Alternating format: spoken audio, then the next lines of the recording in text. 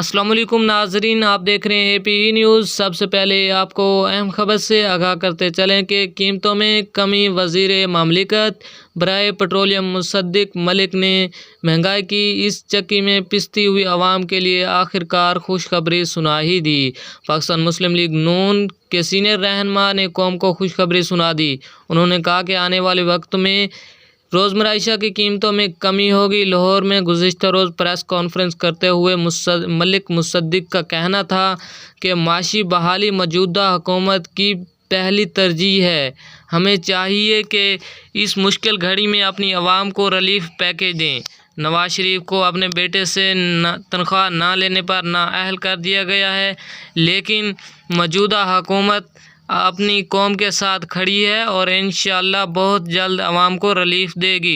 Petroleum मंसूआत और diesel की कीमतों में भी कमी की जाएगी।